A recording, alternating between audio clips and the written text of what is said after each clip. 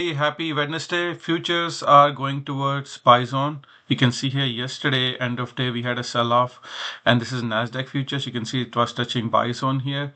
Same thing on S&P 500, came very close to buy zone. Actually, it was touching buy zone. Bitcoin, you can see here. Let's see how big things are. Bitcoin yesterday was here touching the buy zone, and then a massive pump to the sell zone area. So you can see nice bounce from here to here, almost 4.5 to 5% bounce. Went shoot right from 93 to $97,000. Where it is right now, it's in the sell area, some resistance here. So you should be looking to take profit at the market open on crypto. Ethereum also following the Bitcoin, you can see came from buy zone to the sell zone. So let's review how indices are doing on a longer term time frame. Please hit the like button, guys. Only takes 1 second to hit the thumbs up button, and I would really appreciate that. And in terms of long-term charts, let's start with the MES chart, which is this is point of control chart, and you can see here yesterday we were making a point of control right at the bottom here. Today we had a little bit of higher side, and then we are making point of control here 56.58. Now if they really want to dump, they can bring it back to here around 55.70, and if they want to pump, the next point of control could be here around 5800 area. All right, so just keep that in mind on S&P 500. And let's take a look at the daily chart and see how things are going. This is cycle chart. We had 9 count sell signal yesterday. This is SPX chart.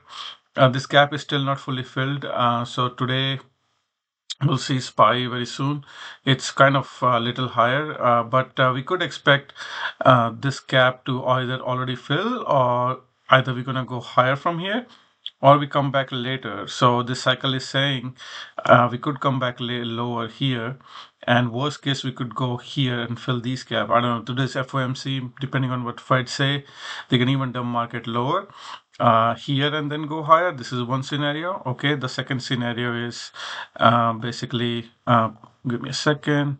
Second scenario is here that we are already seeing the bottom, like we found support here, all right, where we are right now, and then going higher right now. Okay, so these are two scenarios. On SPY we are on support, came back, got some resistance on 200 EMA. This dark blue line went higher, got rejected here, 9 count sell signal. Now we are near some support here, so we could bounce here. Let's look at live market and see how things are going. You can see here we were trying to bounce, got near 200 EMA, this light blue line, and then got rejected here. Let's see if we can continue the bounce and go higher, or this is it, and we are going lower. So we'll see. Market will tell sooner than later. Same thing on Nasdaq, same story here. On Nasdaq, the gaps are a little lower. That gap is still not filled around 19,600. So just keep that in mind. They could get a little lower and then go higher, or they can still continue higher. So eventually, no matter which way we go, look to buy all the dips. This is triple Q. That gap around 476, let's say 477, is still not fully filled. Inversely, we could go up to at least 501. There's a gap around 500.64, so they could try to go take it there. Dow Jones, same story here. Look to buy pullbacks, and then eventually we'll start filling some of these gaps at the top. And IWM also same story here. In terms of stocks, let's go to Bitcoin first. Bitcoin, you can see here, again, this was kind of a flagging pattern, finding support here. It found a new support in this area, looks like Bitcoin, this whole area. So they're not letting it go down. So that's good news for Bitcoin bulls. Every time it comes here, kind of like a flag action and then looking higher.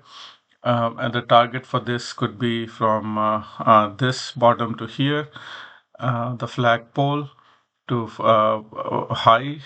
We can look at around easily around 104, 105K target, which is even where it is right now. We're looking for around 7.75% pump. All right.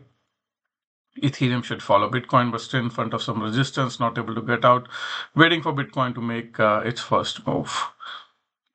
Let's keep moving on other stocks.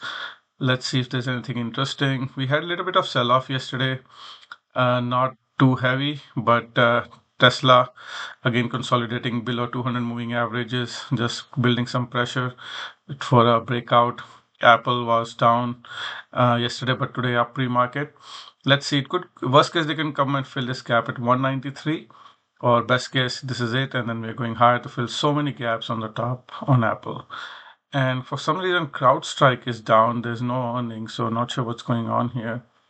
They're reducing workforce by 5%, which is good for the company, but not sure why stock is down. But again, a lot of stocks don't go on fundamentals. AVGO and NVDA just consolidating above all moving averages. So AVGO looking very nice here, looking for a nice breakout to 240s level sooner than later. We had earnings on AMD.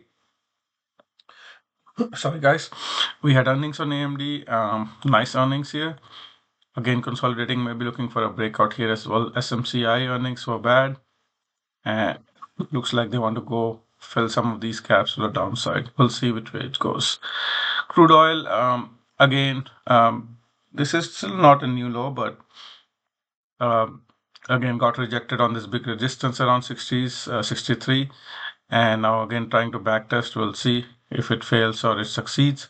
Natural gas got rejected on this red line, and then now getting an 8-count sell signal. Worst case, we could come to fill this gap around 2.76. Best case, this is it. We're going higher. Go a little lower after a massive a pump.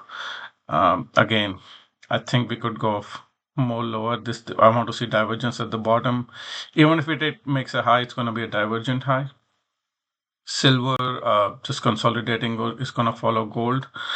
Copper is same thing. Sugar is in nice area. This one trade I like is sugar, and this is in a nice area of like if you want to hold it for long term, you can see weekly charts. Very nice area here to buy. Wheat is also above trend line. Corn is by the dip near 200 moving average, finding support. Dollar is trying little green, but again struggling.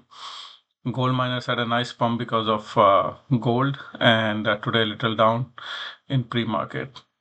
What else? CNQ had a nice pump yesterday. Again, we'll see how oil does, but again, this is still a higher low before it makes a new high. Looks like that's what it's trying to do. Okay, we'll keep an eye today. I don't see anything too interesting. FOMC today, so we'll see around 2 p.m. Eastern. Market will be very volatile. Either it's going to break out or it's going to come back to fill some of these gaps. Like I said on NDX, it could come to fill this gap around 19624 triple Q. That gap is around 477, and if it breaks out, then above 500 there. That's also a target which is possible. So we'll see which way we want to take it. Okay, guys, hit the like button on your way out, and I really appreciate that. VIX again making a 9-count buy signal. Let's see which way it goes. Gaps down, gaps up. We don't know. Market needs to decide. All right, and if you want to know these levels, you know what to do. There's a join button in the description of this channel, this video, and you can see Shopify was in the buy zone. That was a good buy. I can share things like this. All right, take care. Bye.